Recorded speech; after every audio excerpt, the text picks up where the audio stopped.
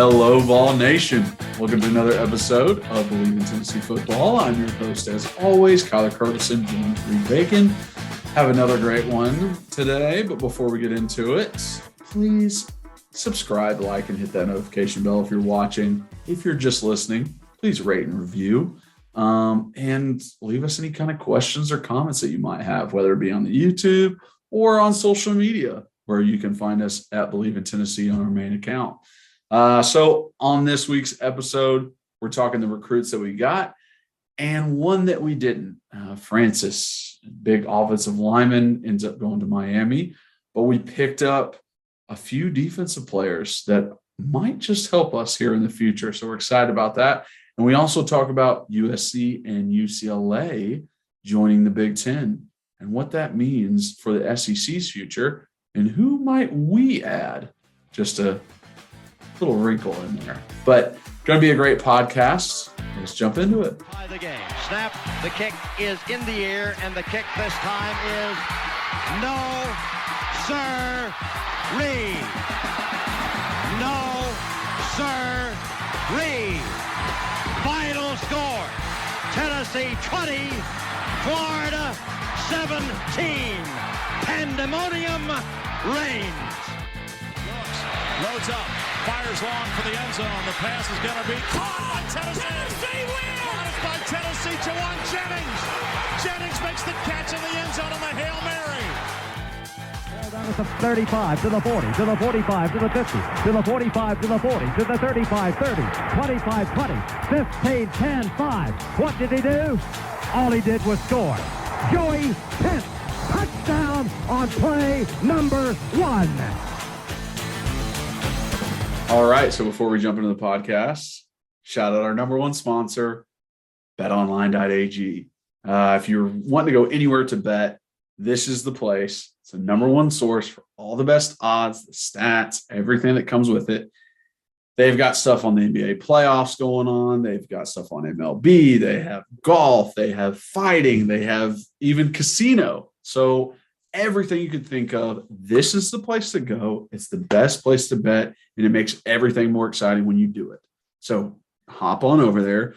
When you do go over there, it's super easy to get started. You can use your mobile device, or you can go on their website and use the promo code BELIEVE, that's BLEAV, when you sign up, and you receive a 50% welcome bonus on your first deposit. So awesome. Free money. So why not use BELIEVE as your little code when you go there? Tell them that we sent you.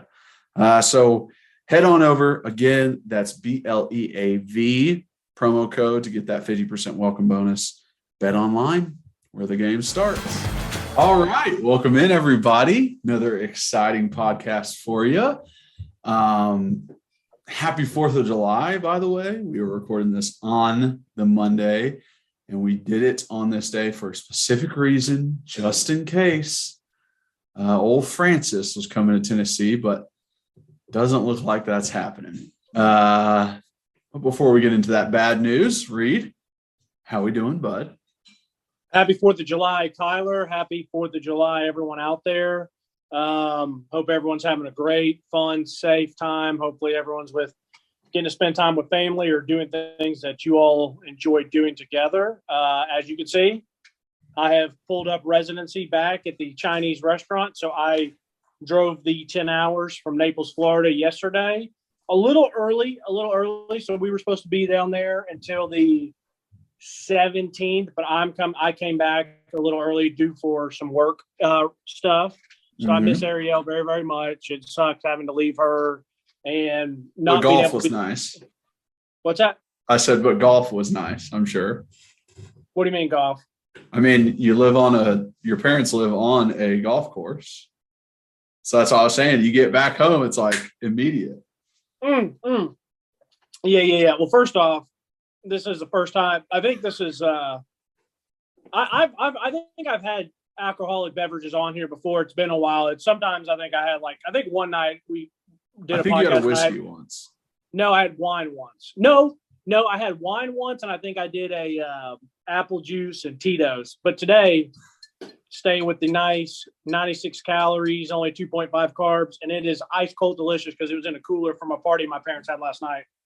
Fantastic. My beer is twice as much alcohol in it as yours. Yeah. So yeah, well, you're twice as much as the baby. So anyways, back to what I was saying. I drove home yesterday, and I really miss Ariel. But we had a great time down there. It was awesome to experience it. I'm happy to be home and see my parents, and I'm a big family guy, so I'm excited to be back with them, but really miss her, excited for our next adventure, wherever her next contract is. And yeah, so I hope everyone's just having, like I said, a great, fun, safe day. I don't know about you, man, but 4th of July has always been like one of my favorites. It seems now that I've gotten a little bit older, it kind of is hit or miss. Like a couple years ago, or like last year and a couple years ago, like we were always getting together with the Memphis crew, and it was always fun. Like last year, we went tubing in Townsend, and came back here and ate and drank. And a couple years before that was golf and swimming pool. And when I was younger, I used to love shooting fireworks off. Absolutely loved it. And then, our dog that we ended up getting when I was younger didn't like it, so we stopped it. Now Annie, our new golden, she does much better with them, but like I don't feel the need to go and buy multiple hundreds of dollars and shoot off like I used to. Like I love that. And I think probably when I have my own house again, if I'm out on some land, then I'll be letting it rip again. yeah, sometimes I'm on the fence about it. 4th of July. And the only reason is my birthday is the 7th of July. So it always coincides with my birthday. It takes over my birthday and my sister's. She's the 2nd. So what usually happens is our birthday is on 4th of July because that's when everybody else is getting together also. Right. And then like growing up, it just sucked because you don't get to see your friends in the middle of the summer like you would during the school year. And usually they're like, oh no, I'm doing something with my family for the 4th. So that kind of sucked having a birthday right next to it. But there were also good times. Like once I got to college, everybody wanted to do something on the 4th. And it was like, well, isn't this great? It's also my birthday. You show up and it's like, hey, we're here for the 4th of July party. And it's like, hey guys, it's my birthday. And it's Kyler's birthday. Exactly. Let's just my birthday's a little footnote on the 4th of July banner for the party. You send like one of the females out to like go pick up some like cupcakes or like a cookie cake and be like, we sing to you and let's be done with this.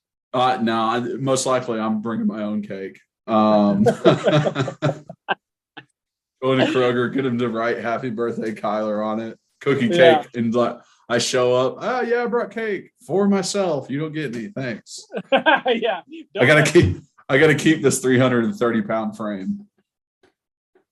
Yeah, exactly. But yeah, I'm really excited to talk today. Only all because of this podcast, man.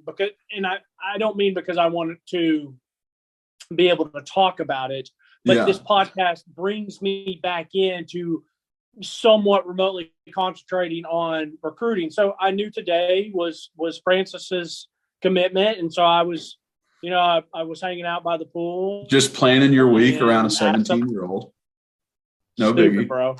I know, 17-year-old that like I'll never meet, talk with, whatever. But I'm just chilling at the pool, and I said, "Hey, what time is it?" And they're like, "Yeah, it's 3:30." And I was like, "Man." So I called you. Like, dang it, my phone's not blowing up, so that's not good news. No. I left the phone inside on purpose. So I asked somebody. So I came inside to the house and I called you, and I was like, "Where'd he go?" And you're like, "You didn't choose us." And I was like, "Damn," because I said last night I thought he was going to go to Miami. Yeah. But anyway, so what we're going to do is we're going to talk today about Francis just real quickly, and then we're going to hit on the good news of the three. We're going to kind of break down the films of the other three recruits that we got. Mm-hmm. But anyways, let's go ahead and hear your take on it. Yeah, I originally guessed Alabama because I thought if he was really trying to go down the development route, that would be it. That would be the place to go. But Miami is not what I thought. I'm not sure if Mario Cristobal being an offensive lineman made a difference for him. I will tell you this, Mario Cristobal will not be teaching him any techniques as an offensive lineman. That's just not like he does not have time to teach one individual player techniques. Sorry. And makes me think like, who knows? Maybe he got a really good bag out of Miami. I mean, they paid a 4-star quarterback $12 million, and it's like he's a 5-star left tackle, like guaranteed left tackle, like a sure thing kind of thing. So hell, if they paid him a bunch of money to go down there, good for him. He took advantage of it, and good for Miami. That's part of the game now. Like, shell it out, bro.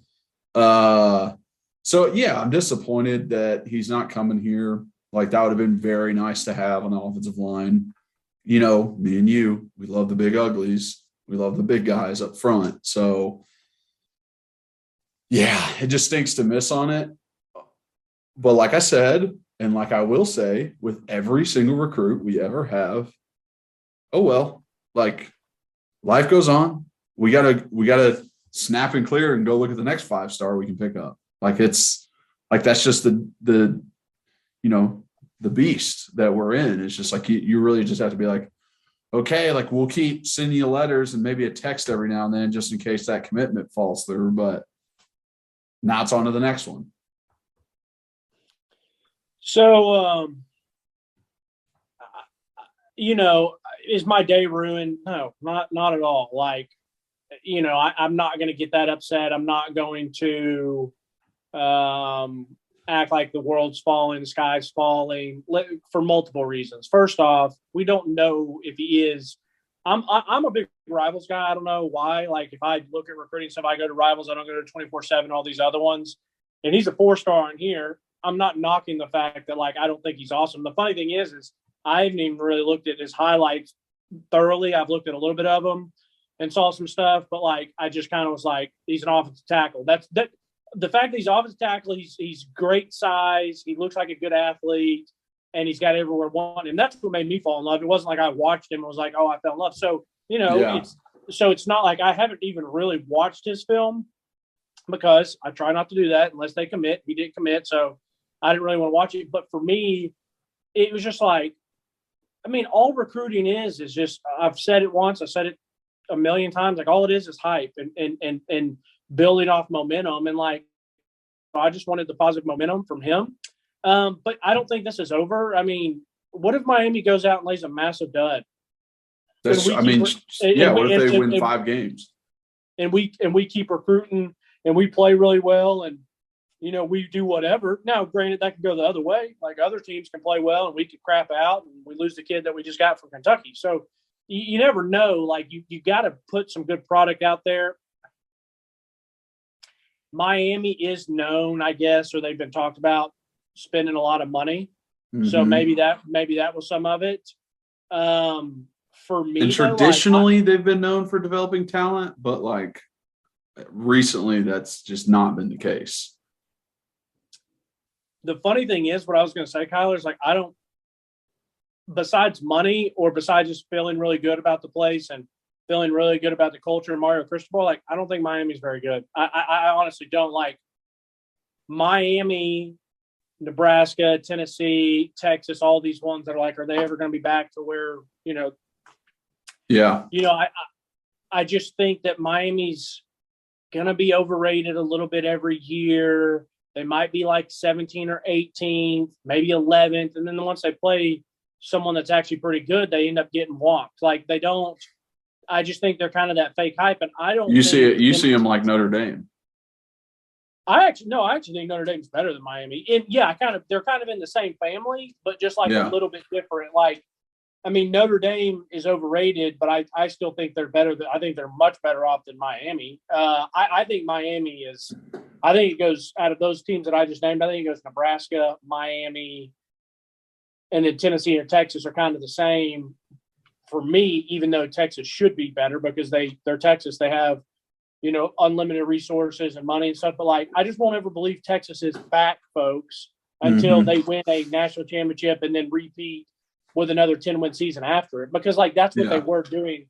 So for me, I don't get why he went to Miami. I mean, I'm looking at it. They're like 15th. We're 11th in recruiting. But like I said, maybe he got money. Maybe he had a really good relationship with that quarterback from out there, because they got a quarterback. Their quarterback is also from California, and so you get money. You got a good relationship. You like the head coach. Like, okay, I get it. So, anyways, it stinks. And the only reason that I say it stinks for me is because he's offensive line. I would not have cared if we missed out on a 4-star, 5-star if he was anything else except for offensive line or defensive line or edge. Those are the ones that bother me, because we've already got our quarterback. So all the other ones, I don't really care. Exactly. That's why it's like when Arch went to Texas, it's like, okay, well, we already have our 5-star. Like, we're not going to get 2. Right. Well, and like I told you, I never ever saw us getting Arch anyway, so I wasn't ever trying to get that. But anyways, last thing on Francis, keep recruiting him. You never know what happens with Miami. Like, what happens? It comes out that there's a scandal down there, or they don't play well, or Mario Cristobal leaves after a year to go to the NFL. Dude, you never know. Like, so it is what it is. It just, we both think it stinks because of the position. Yeah. And food for thought, Miami possibly coming to the SEC. I know that's been in talks. We'll talk about that a little bit later. But let's go and talk about the other 3 recruits that we got this past week, other 3 commits. Let's start with Tyree Weathersby. So defensive line, more like a defensive end. He's 6'4", 250. So he has that body type. He's long. I feel like that's the first thing you notice when you put on the tape, like long, lanky arms, lanky legs. Straight line speed is what I see because of those long arms, those long legs. It feels like if he were to get, like, his 40 is probably better than maybe his on-field speed, if you want to say that. Like, I bet he runs a pretty fast 40. I haven't even looked it up, but I bet he does. I did see some like instinctual stuff out of him where it was, hey, I'm going to pinch on this play. I'm going to dive deep. I can see that they're about to run the ball. This is the best way I can, beat the inside cutoff of the tackle or the tight end. So that was good to see. But I'd like to see a full game. Some of these guys, like, you can already tell from their highlights, like, yes, this guy's a game changer. Like, he can do whatever he wants on the field. I can see it from the highlights. I wanted to see a full game. I wanted to see if there were instances of him getting blocked, of him getting moved. Because it did feel like there wasn't a lot of quick twitch out of him. Like I said, the straight line speed that he had, but there wasn't. I felt like, possibly if he was in space, he'd get juked out immediately. I just felt like he was so kind of lanky and big steps that it doesn't go well for quick change of direction. But solid 3-star, solid body type to put on weight if he wants to. Got the frame that you need to be a good defensive end. So that part is good. That part is good for a 3-star. I'll say that. So I actually got his highlights pulled up again here because I watched I guess the day he committed, just laying in bed. So it wasn't anything like super intently or whatever. I got him pulled up here. Before I jump into that, just to kind of go over, like you said, what'd you say, 6'4", 250? Did you already read off what he is? Yeah. Yeah, so 6'4", 250. Yeah. So, you know me, I like to always look at what other offers, and it's a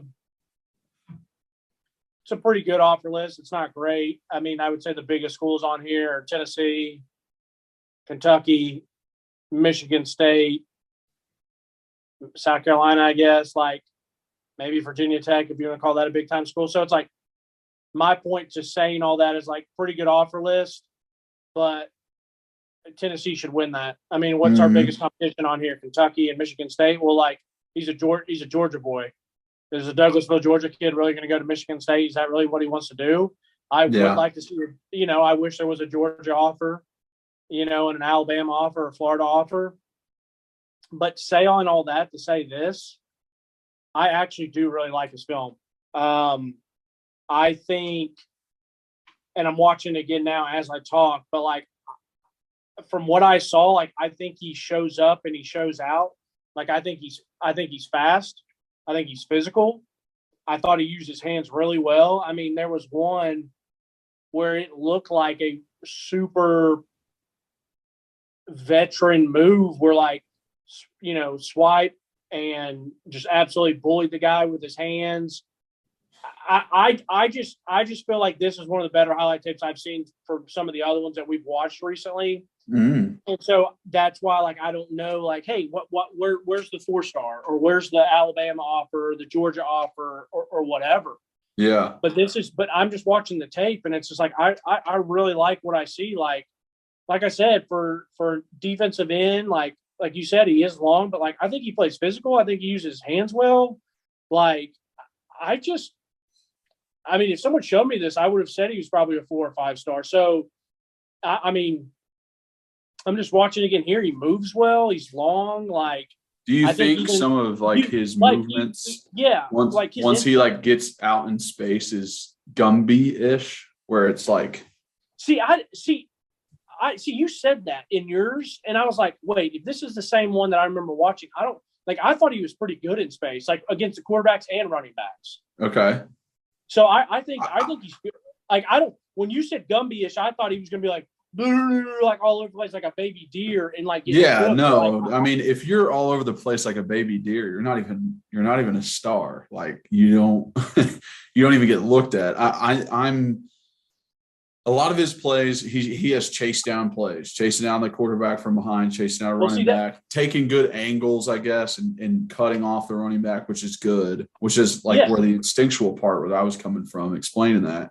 But I just felt like there was times, like if there was a mobile quarterback, they could just go a little duck and weave and he would miss completely. I just felt like there were times with his steps being so big that he would get overextended and miss something. See, I respect you, but I just don't see it with that. I completely disagree. Like, I'm watching these again and everything I see, like, I love. Like, I really do. Like, I'm not like, this isn't like Reed's top 5 highlight tapes of all time. Like, I joke with some of these guys that we've watched, but like, I really like him. Like I said, like, I like he's physical. I think he has no wasted motion. I think he's instinctive. I love his effort. I love how hard he plays. Like, this guy is not just a come off the edge and use speed. Like, he's bullying some of these kids. He's running the line of scrimmage. He's holding his own. Hell, he's doing more than holding his own. He's resetting the line of scrimmage if it's a run play. Like, I mean, right here, you just played a read option. Like, I don't know. I just really like what I see from the kid. Like, this is somebody that I'd be excited about. Like, some of these other 3-stars we've watched, I'm like, okay, yeah, I see why a 3-star. For him, I think it's different. I think this kid's – I like what I see from this kid. Like, I legitimately think he's good because there's not – like, I don't see there's much of a weakness. Like, I think he's fast, physical, athletic, pretty good in space, uses his hands already because we've already talked about that before, that some of these guys don't use their hands well in high school. I like this kid a lot. So yeah, okay. Well, I mean, I do like a lot of attributes of him, but like that was another reason why I wanted to see the full game film. I just felt like I was just missing something that I wanted to see more of, and that's probably my mind going that place too, because wondering the same thing. Like, okay, what makes him a 3-star? If he has 6'4", 250, it's like, here's your prototypical defensive end, Okay, so what makes him a 3-star? Why is he not a 4 or a 5? I wonder if, like, he struggled in camps, didn't do good in pass pro, because like shit like that can definitely sway a coach where they're just like, nah, it's not it.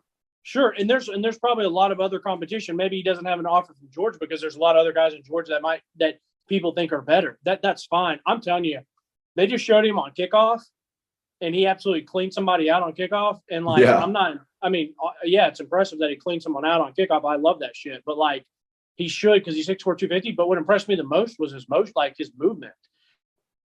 And like, he just set the line of scrimmage right here. Like, I'm telling you, I'm now they got him on kickoff looking like a wedge breaker. I mean, for 6'4", 250, and he's outrunning these other guys. Like, let me see Reed's this. fired up. Yeah, I like this. I'm not like He loves a D lineman.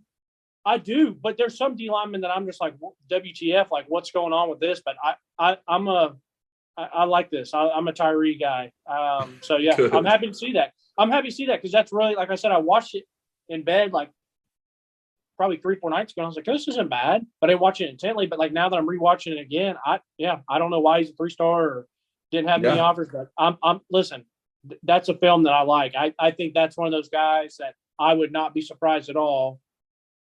In 2 years from now, I'm like, dang, he's out there making balling plays. out.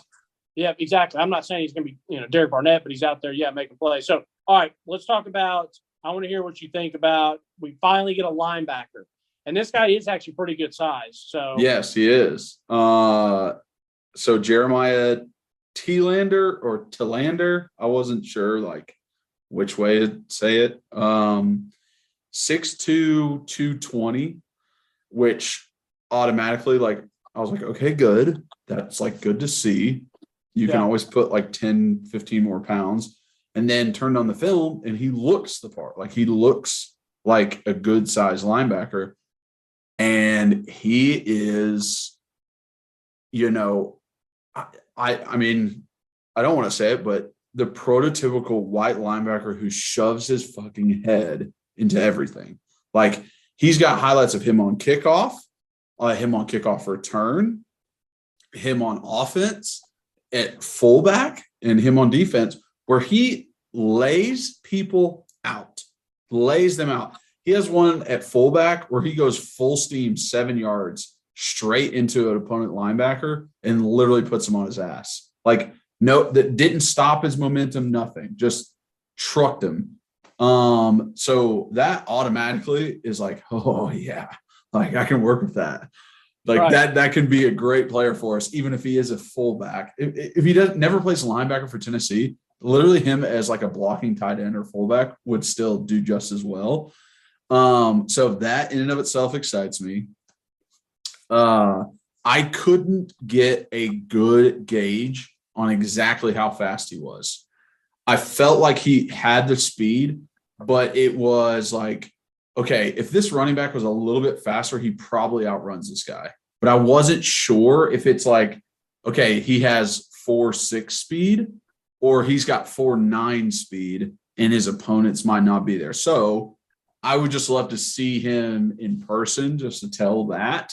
But I still thought he looked great. I thought he moved well. I thought he was able to find holes in the offensive line, which is, tough when a lot of the offensive line is bigger than you. Like, he's able to squeeze through little gaps. I thought he used his length. He doesn't have a ton, but he would still punch and extend on offensive linemen whenever they would try and block him. There wasn't a lot of those kind of plays, though, because obviously he's putting his highlights on there, the big plays he makes, and some of those he's literally no one touches them.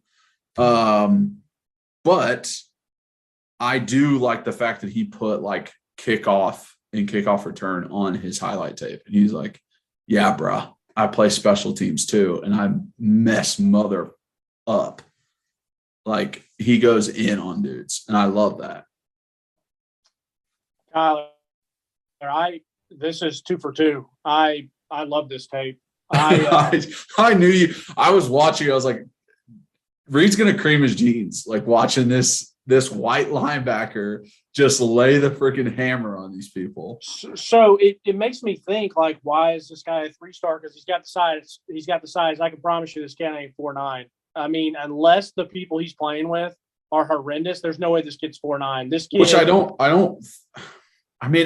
think they're horrendous. Like, he plays at Gainesville High School, which two guys that I played with, Tavares and Jordan Williams. Georgia. Yeah. Oh, it's in Georgia. Yeah, Gainesville, Georgia, not Gainesville, Florida. Oh, okay. So that does make a difference. But isn't that like South Georgia? Gainesville? Yeah, I think it is. I mean, listen, I'm not here to give you a geography lesson. I think it's South Georgia, and I think there is good competition around that border line. Like, it's always like that. Florida Georgia game that's like an all-star game after high school. Like it's always been a big deal right there on that border. So he probably is facing good competition. So the funny thing is, this is what I wanted to be in high school. If I couldn't have been Jack Luttrell with that speed, then this is what I wanted to be. But I wanted to be 6'2", 220. But I was 6 foot, like 200. Yeah, me too. That's what I wanted to be too. I didn't want to be 300 pounds. So I played linebacker in high school, but then when I went to college, obviously I played safety. But dude, I mean, the offer list I'm looking at here, I mean, I see Florida on there. Okay.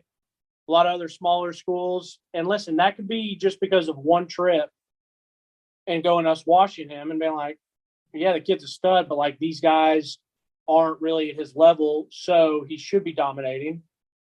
But I mean, you got North Carolina on here, you got Missouri, you got Mississippi State, so they're at Louisville, Virginia, West Virginia, so there's other like good Power Five. But I bet he got that Florida one going to a camp. Yeah. So first off, Tennessee should win this battle, and we did. So he should pick us, and he did. So that's number one. Check. Number two, I like the size already. And my thing is thinking like I've watched highlights of other linebackers before who were maybe 4 stars and maybe 5 stars, and they were probably not as big as he were, but they were faster. And so maybe they had played a little bit better competition, and maybe they didn't necessarily work out. Mm-hmm. I mean, just like I'm not knocking the kid. He could go to Houston and play well. I'm just bringing him up because he's a Tennessee guy. I like Aaron Wilson's film, but like he's not 6'2", 220.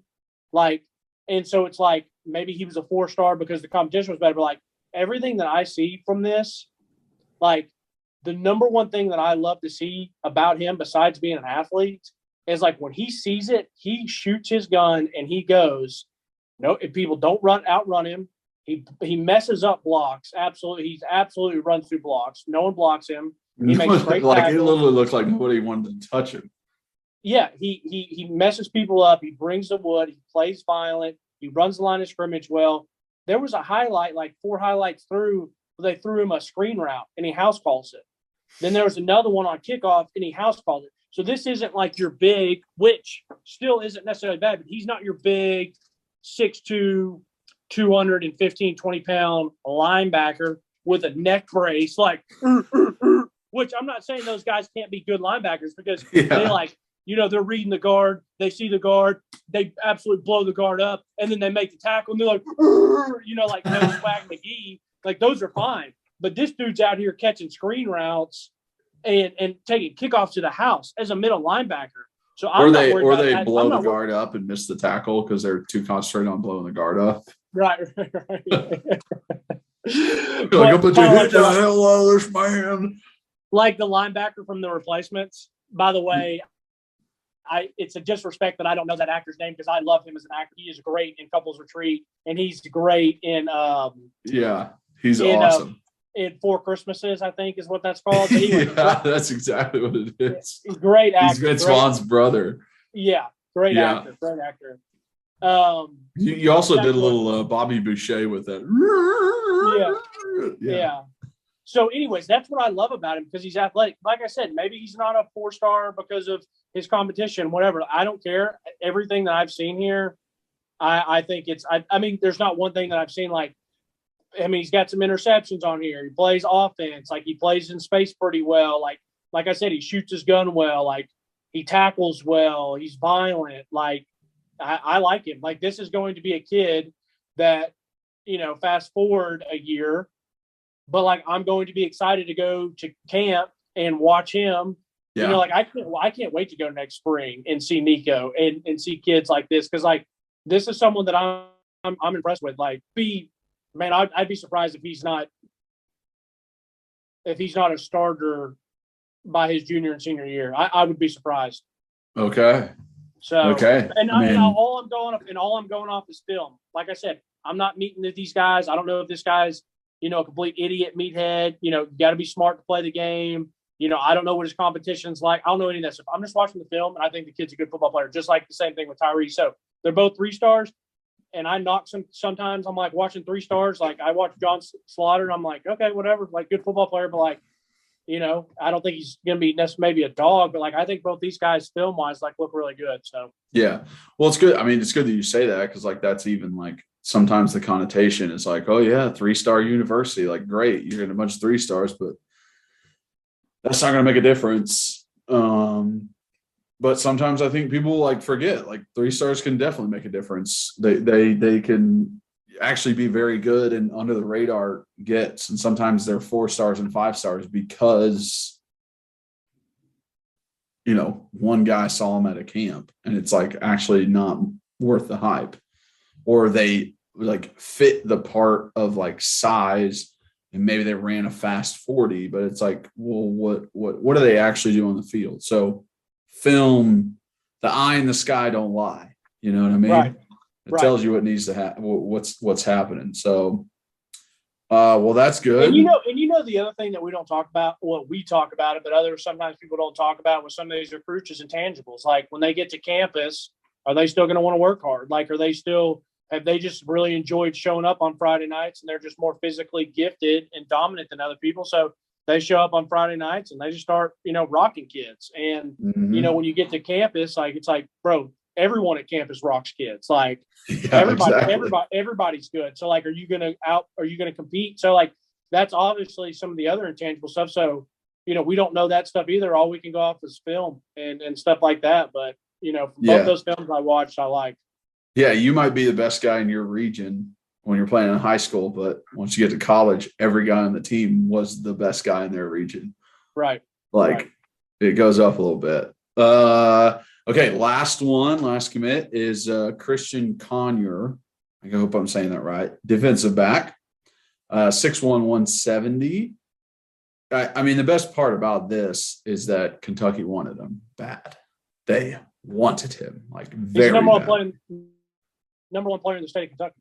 Exactly. They wanted him so bad, and we got him. And it just makes me like, ooh, like chef's kiss. Like, I don't care if the guy ever is anything. It's like that still in and of itself feels good. But watching his film, I think, and listen, I watched the pinned highlight on his huddle, and this is a film he put together and plays he put on there, but there wasn't a thing. There wasn't a play. There wasn't a big splash that just like really got me to fall in love with him. And I felt like he had good hips and good mobility when covering receivers, but he's doing the fall behind and catch up like tactic of a DB where he's just like running behind the wide receiver, waiting for that quarterback to underthrow it.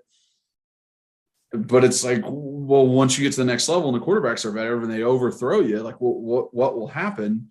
And then I think I saw maybe one play where he had to come up and make a tackle. Like most of his stuff was, you know, maybe they ran a slam, maybe they ran a comeback, and then he came up and made the tackle as they're catching the ball, or he made the tackle right after they caught it, or he tried to batted it away once the quarterback threw it. But like, I didn't see any, hey, running back sweep, break the block and go make that tackle, which I feel like is so important for a DB sometimes.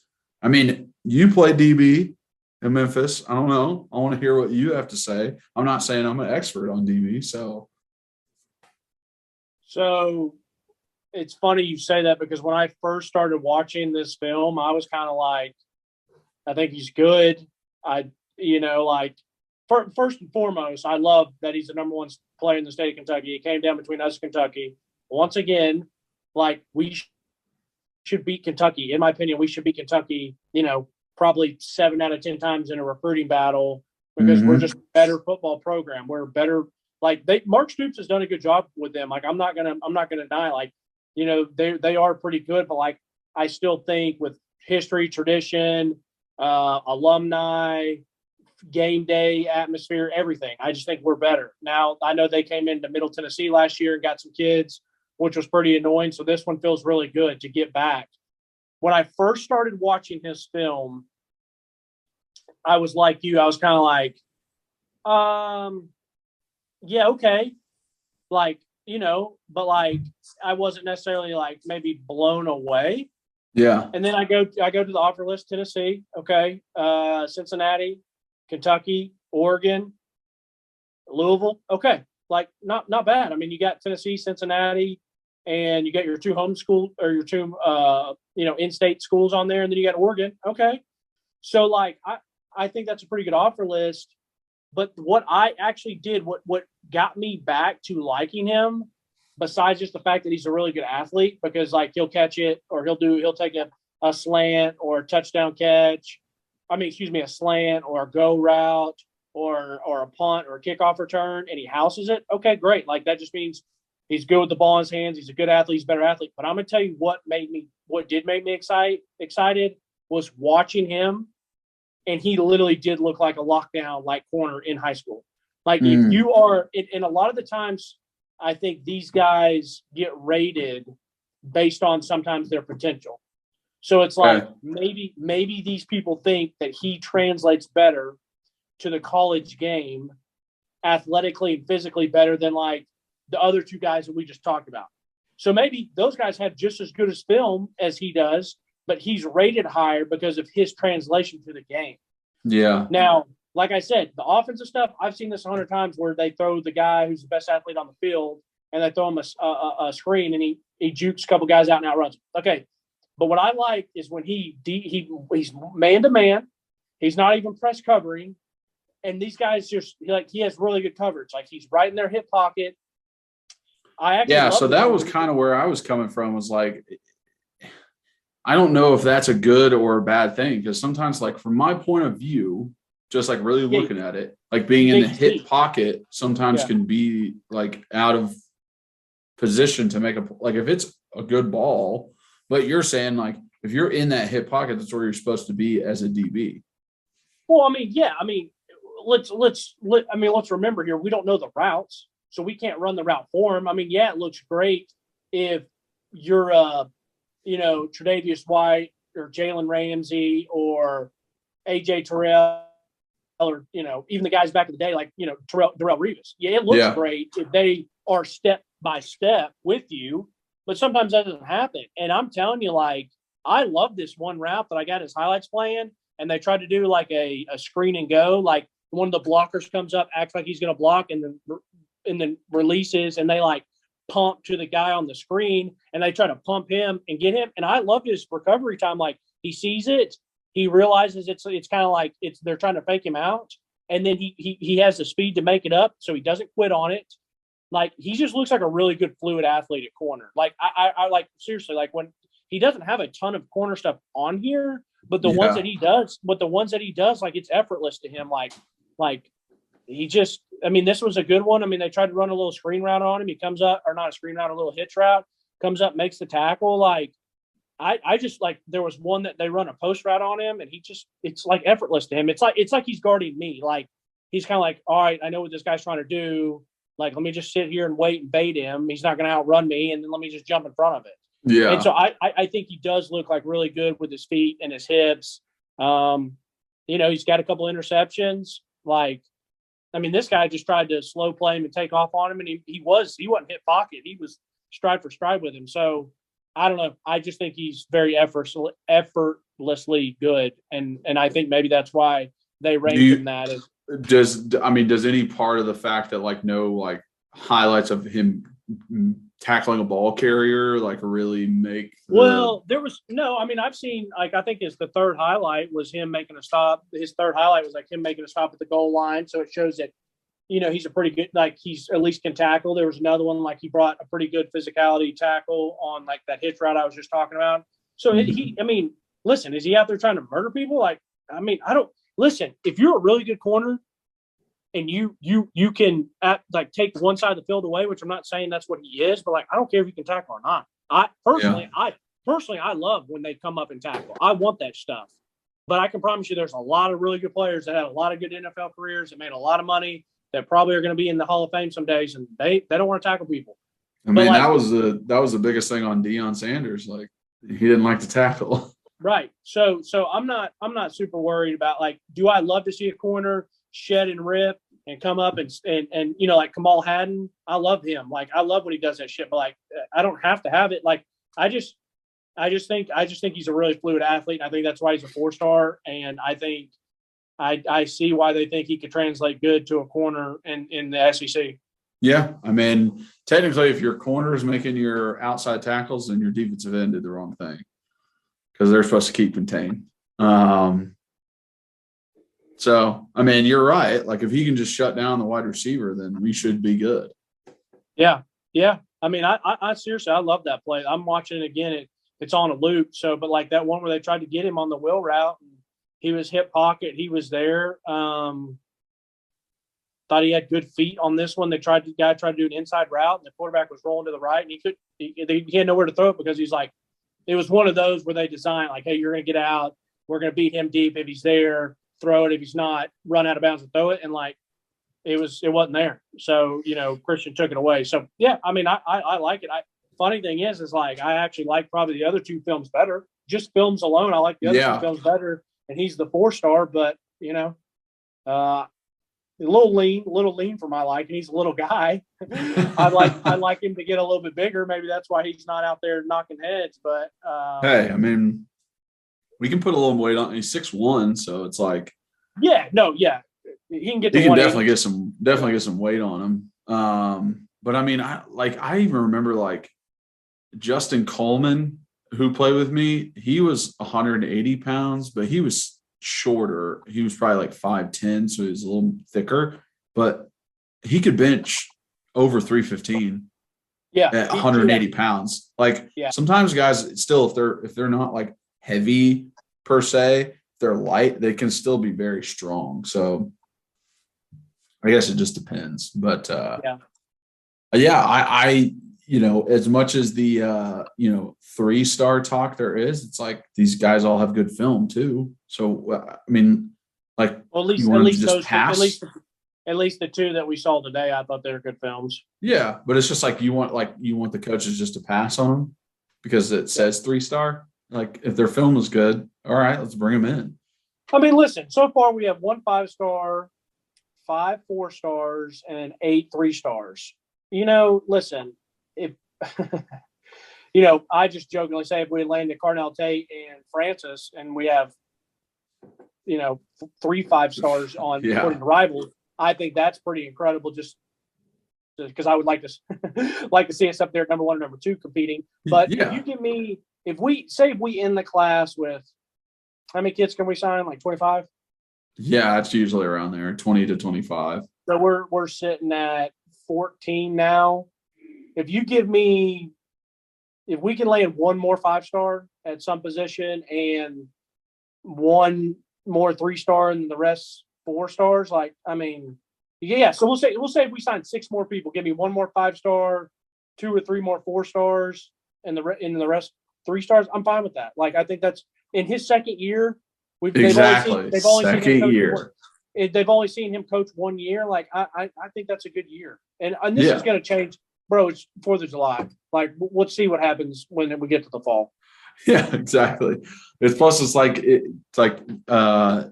you know, Bama's been doing this since 2008, bro. Like, they've been doing this for 12 years or 14 years. It's like they've got a system down. There's a reason why they get so many 5-stars in their class.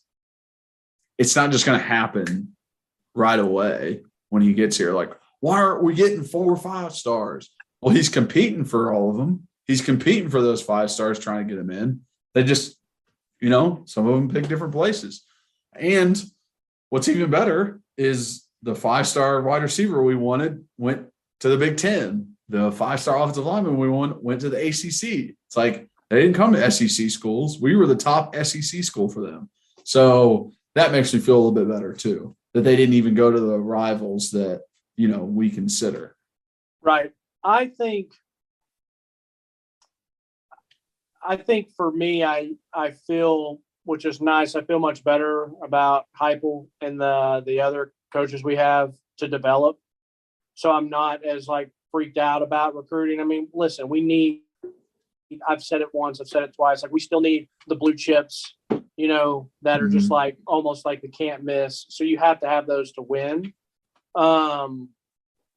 But I for right now, I trust this coaching staff. Now that could easily change. But the other thing about this recruiting stuff, man, like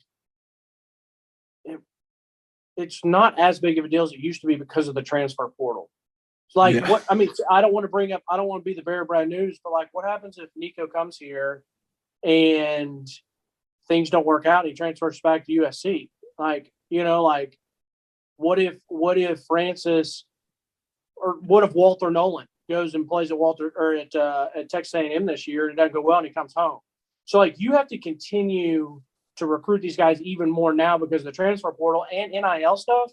Mm-hmm. But what happens if a Kyler Kerberson goes from Knoxville to absolute stud and he's going to be the number one left tackle taken in the NFL draft and Tennessee's not that great? Well, what if Alabama comes calling and says, hey, basically we'll rent you for a year, come here, we're going to give you $8 million for your senior year. And you say, you know what? I love Tennessee. I gave it my all. We just lost our coach. We're not in good shape. Let me go down here and have a chance to win a national championship and collect $8 million. So it's like people got to remember that these coaches it didn't end when they were on campus back in the day. Like there were still some where you continue to recruit, but now you got to recruit your entire team every year, and it's exhausting.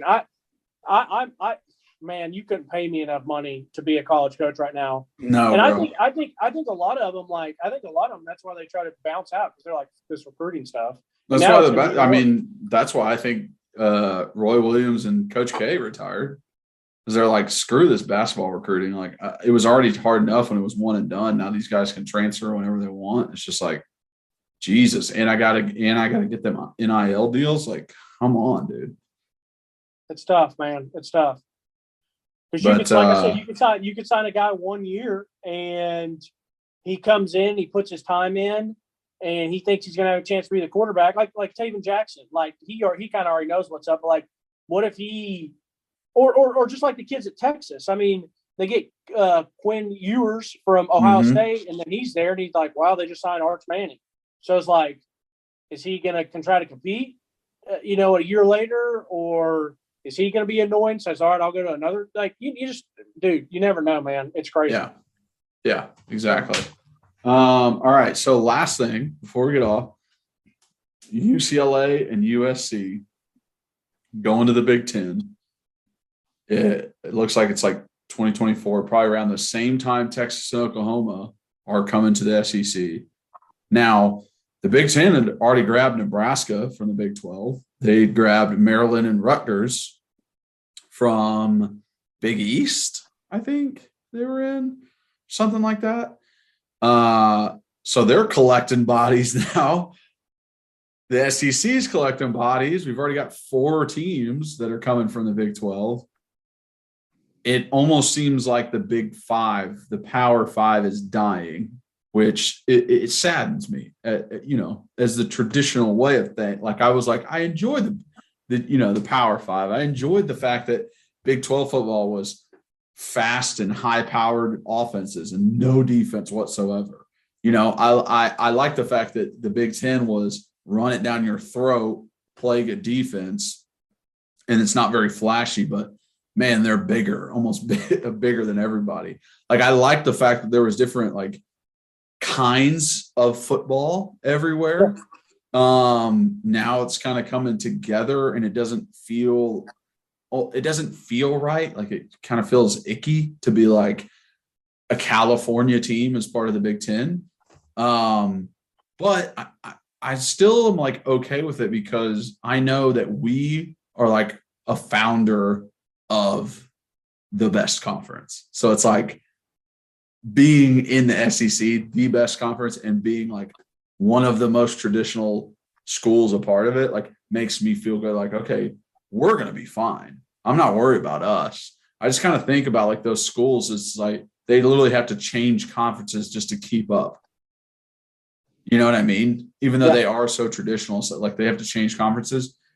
But now that all this is happening, didn't know if there were certain teams in the Big Ten, the ACC, or not the Big Ten. They're going to be fine. But ACC, Big 12, and Pac-12 that you would be like, that would be fun to have in the SEC and possibly play against?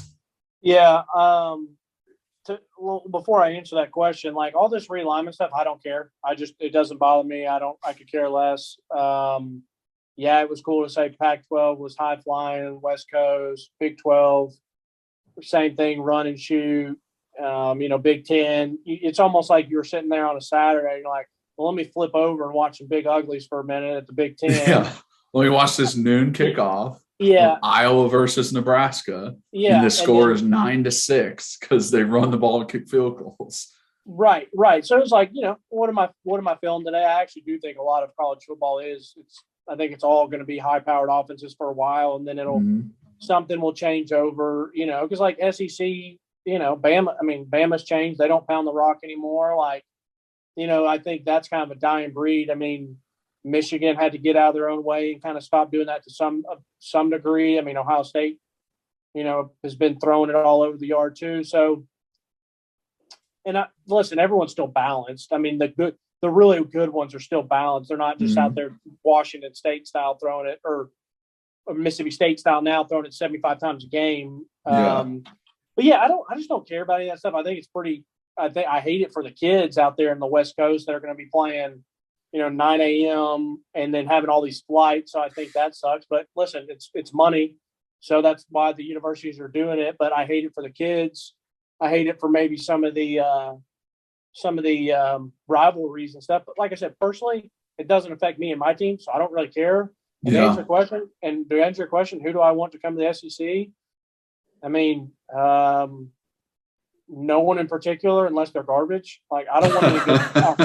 I don't want any good programs coming to Tennessee because, like, for right now, until it changes even more, the SEC is still going to be the best conference. Now, when maybe we only have three, maybe when it's only Big 10, SEC, and like one other conference, like 3 or 4 conferences, like the SEC is going to be inflated because it's like the SEC is still the best conference. Like, well, yeah, you added Texas, you added Oklahoma, you added Clemson, so now you're definitely always going to be the best. You know what I mean?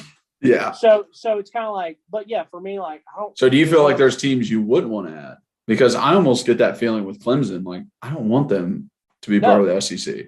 I don't want them to be part of the SEC either, but I can tell you this much. I don't think they want to be part of the SEC either. It's pretty nice getting to beat up on, Miami and Francis and Duke and Duke and Pitt and a bunch of these lame-os. UNC and Virginia. Yeah. So why would they recruit high level enough anyways? They don't need to come here and say, oh, now we're in the SEC, come play for the best conference.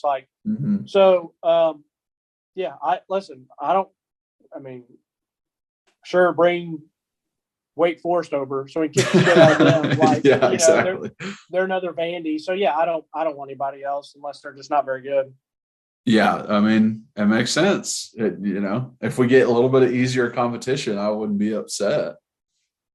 I'll say this: the only team that I would have liked to join the SEC would have been Georgia Tech when they had Paul Johnson, but they don't run that triple option anymore. So it would have just been fun to see them each week, because they would have caught somebody. They would have caught a Florida, South Carolina, Tennessee. Oh, dude. They would have caught like the best team that year in the SEC. They would have caught them slacking. You know what I mean? Like they could have easily caught Georgia slacking last year or something like that. Or like LSU 2 years ago, just caught them. Like they're running high. They're number one team. They're feeling great. And then they have to play Georgia Tech. And it's like, oh shit, we haven't looked at any offenses like this since middle school, most of those guys. So it's like trying to get that down. It is not easy playing the wing tee. Me and you both know that, playing against it and how successful it can be. Yeah. So, all right. Well, I think that was a good pod. Good breakdown. Me and you both. Yeah, that's right. Appreciate you guys watching and listening. If you are watching on YouTube, please hit that notification bell, hit that subscribe button, hit that like button. Leave something in the comments, whether it's something good, whether it's something you disagree with, whether it's a question you might have for us. Heck, maybe just your opinion on Tennessee football. anything and everything. It always helps the algorithm. If you're listening on any of the platforms, rate and review and share with friends and family, please.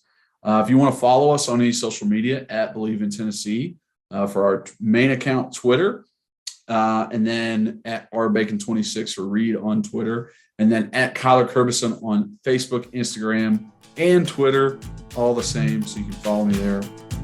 And I just really appreciate you guys. As always, go Vols.